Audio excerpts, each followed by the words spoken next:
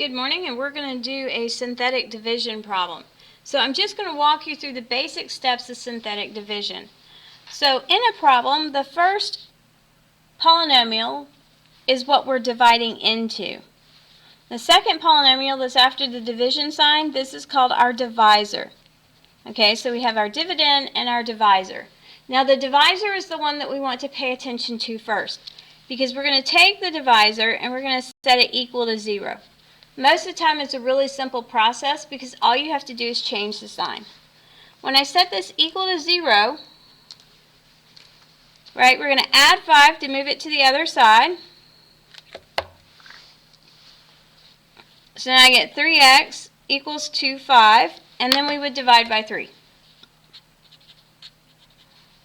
Okay, so my divisor, we're wanting to know, is this a factor? So this would be a factor, question mark, and then x equals 5 over 3. This is a possible root. So I take my factor and I would find a possible root, okay? But we have to determine if it's a root. So we're going to use synthetic division to do that. So I'm going to put a little box over here to the side, and I'm going to put my wonderful little possible root in the box.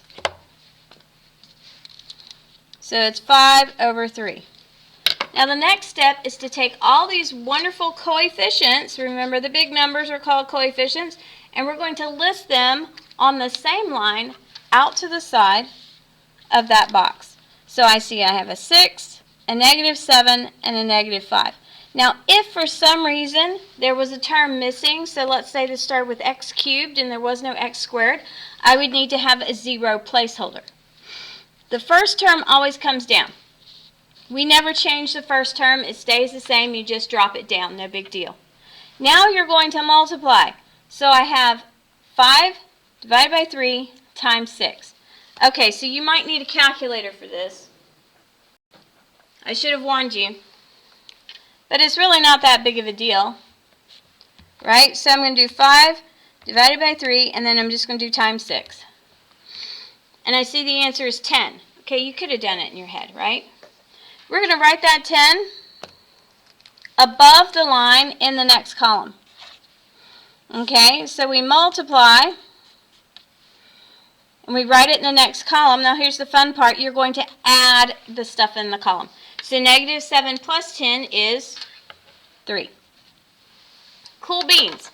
But we got to keep going. All right, so we do the same thing again.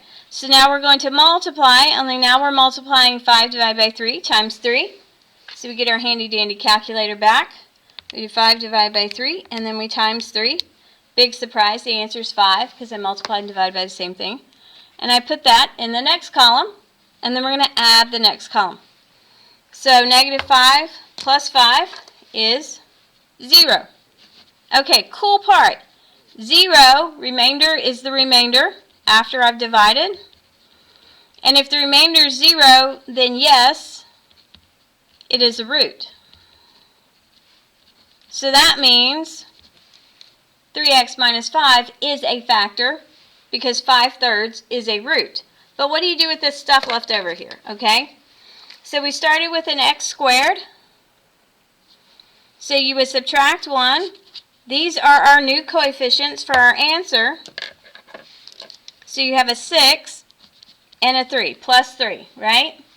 Well, that 6 is going to have an x. So you take the exponent is 2, you subtract 1, you get 1.